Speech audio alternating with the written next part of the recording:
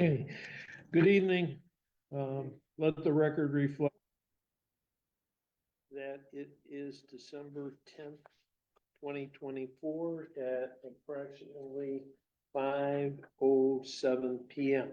My name is Joseph Mayer and I am counsel to the Broome County Industrial Development Agency. The agency is conducting this hearing pursuant to General Municipal Law, Section 859A, to seek public comment on an application for financial assistance submitted by Square Deal Partners LLC in connection with the proposed mixed-use development to consist of 67 housing units equipped with fitness, gaming, and recreation centers with surveillance cameras and key fob access, as well as a restaurant, gymnasium, and outdoor grilling area, which will be open to the public and located at 400 Riverside Drive in the village of Johnson City, Broome County, New York. The acceptance of the filing by the agency of this application does not infer any position on the approval or disapproval of the financial assistance requested. No position will be taken by the agency until the public hearing is concluded and the board members of the agency are provided with a copy of the transcript of this hearing. Copy of the application, along with the cost-benefit analysis prepared by the agency, is available for your review at the office of the agency during regular business hours. Notice of this hearing was published in the Press and Sun Bulletin on November 27th, 2024. I request that each person wishing to speak state his or her name, and if you're speaking on behalf of an entity or organization, please identify that entity or organization. Please limit your remarks to 5 minutes. The hearing will remain open until all public comment is concluded. First, I'm going to ask Amy Williamson, Deputy Executive Director of the agency, to explain the tax benefits that have been requested by Square Deal Partners LLC. Amy? Thank you, Joe.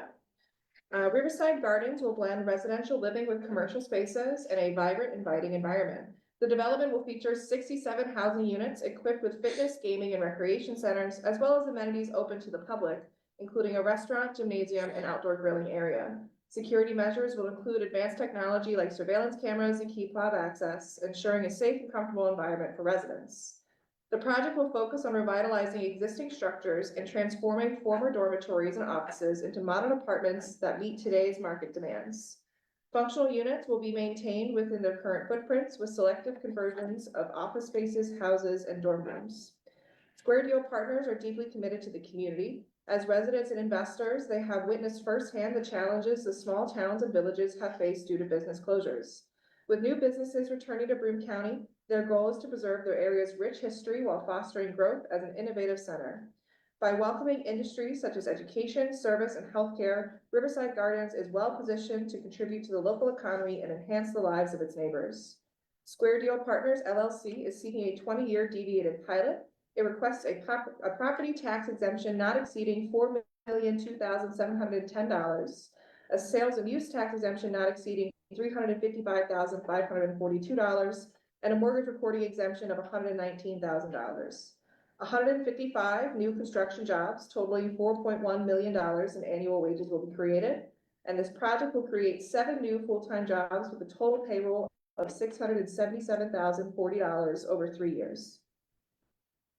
Thank you, Amy. Does anyone wish to be heard relative to this application? Yes. I'm Bill Martin. I'm a Johnson City resident. I've owned houses and lived here as a student even for probably, I don't know, over 50 years. My current address is 14 Narwood Street. And I guess I'm a bit puzzled by the proposal. I've been puzzled by many of these proposals. It's very hard to get much information. Now I guess I'll go and look at the agency site so I can read it.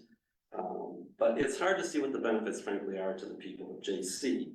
I understand why Weitzman benefits. He's a billionaire. He's going to make a $2 million profit on the deal, according to the information that's in the press. I understand the Square Deal will get a $4 million tax break. It's hard to see how the residents of Johnson City benefit. It's certainly not, we don't need more, and this is basically market rate luxury housing, right? The residents of the village, the normal residents, can't afford it. Normally you maximize out about 30% of your income for housing. If you look at the per capita income, it's 30,000 in the village, it's 50,000 for median for a family. That means people can spend $600 to maybe $1,000 a month. We have actually far too much of this upper end luxury housing as we have. As I understand it, the Victory Building, which is another tax, if you will, white elephant, is only about half full, right? There's nothing on the ground floor, there's nothing on the fourth floor. I'm not sure they even rented the second and third floors. One could say the same for some of the other projects that are being developed, which are, again, you know, upper market rate housing. It has also, you know, in some ways negative effects. It is a prime luxury spot in the village, but it's going to remove that from the tax rolls.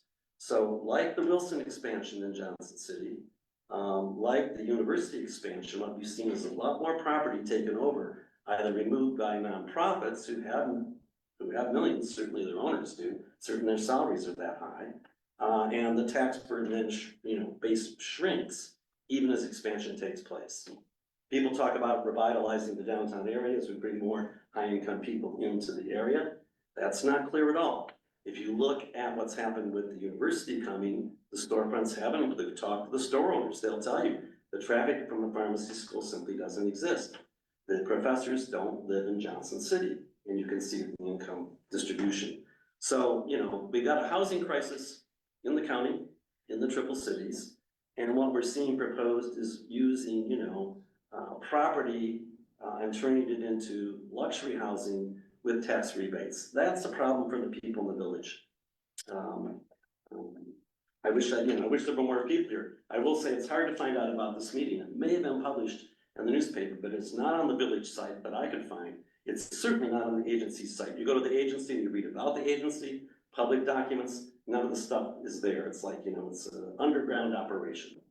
So you need, better information, more distribution, more transparency. But it seems to me this is how things work in Johnson City. Obviously, since there's no elected Johnson City person here, I'm probably at the wrong meeting. I'll have to go to the trustee meetings. Those two are not easy to find on the websites. The website's about 2 years out of date. So for residents of Johnson City, I think there's a problem here. But apparently I'm the only person who's here. Okay, well, thank you for your comments. I appreciate them. Does anyone else wish to be heard regarding this application? Let me move up here a little bit, John, if you don't mind.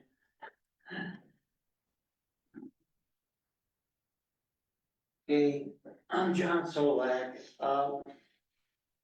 There's no stenographer here. I thought that was No, required by law. not that I'm aware of. Because every other IDA public hearing that I've been to, there's been a stenographer. Your remarks are being taken down by Ms. Williamson. The meeting is being recorded. Okay, I'm speaking against this project, and, it's interesting. All this focus on rental property in the last 10 or 12 years by the Industrial Development Agency. It's very interesting because the tax abatements have went from a couple of years to 20 to 30 years.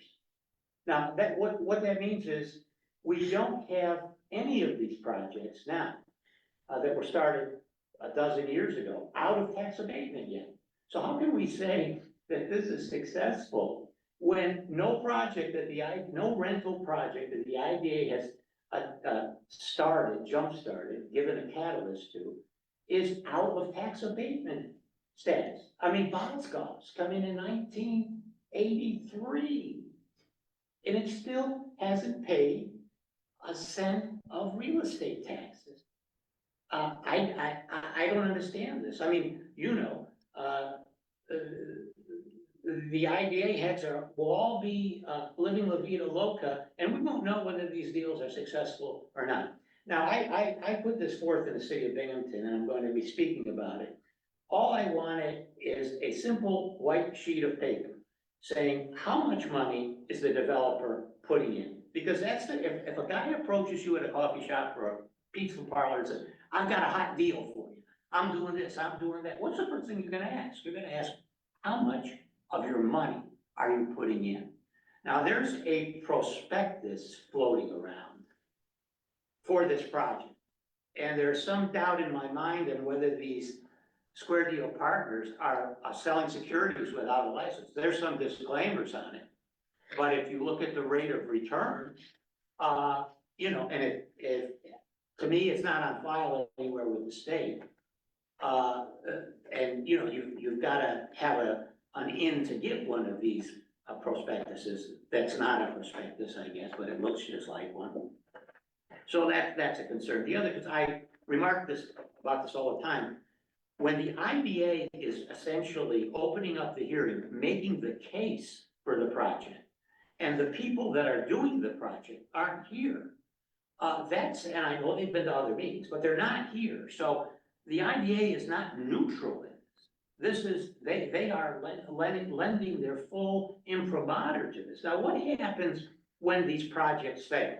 EIT, Maine, both billion-dollar bankruptcies, Semiconductor Lasers, Savin before that.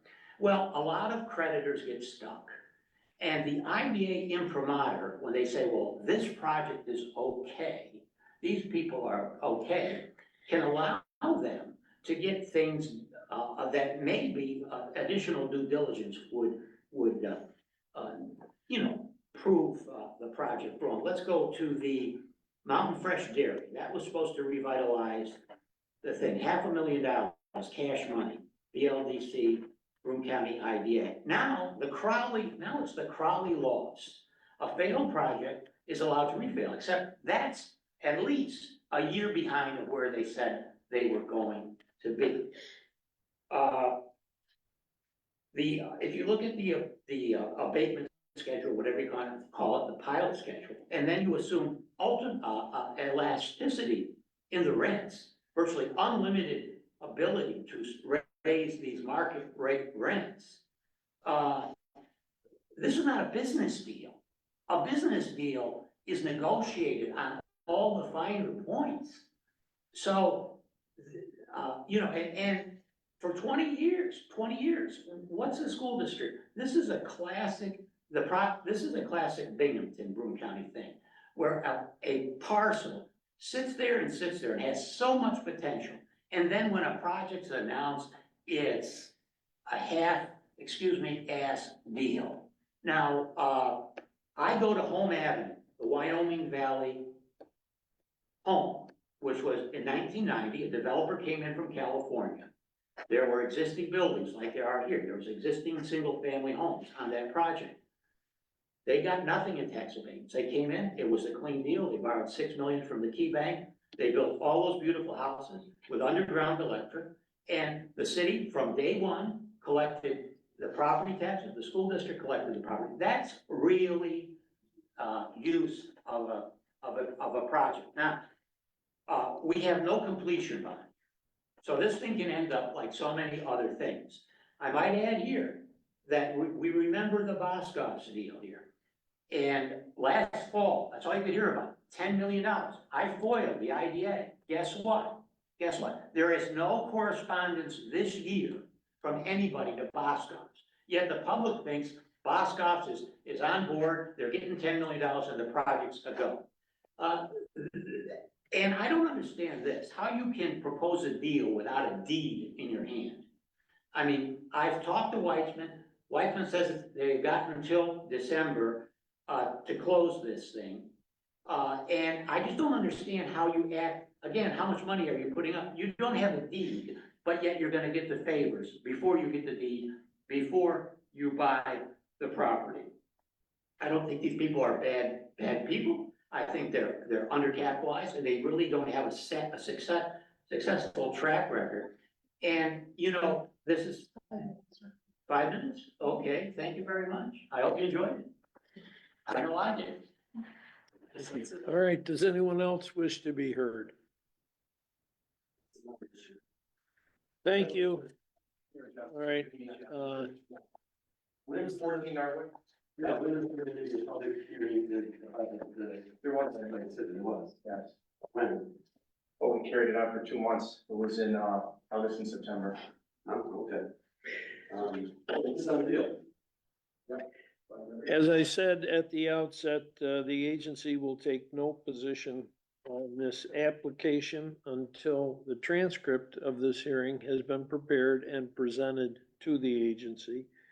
And at this time, I'd like to ask that the notice of public hearing, the affidavit of publication, the letter to the taxing authorities advising them of the public hearing and providing them with a copy of the notice of public hearing and the inducement resolution, the affidavit of mailing, and the affidavit of posting be spread upon the record of these proceedings. If there are no further comments, I'm going to call this presentation, hearing to a conclusion, and let the record reflect it is approximately 5:23 p.m. Thank you all very much.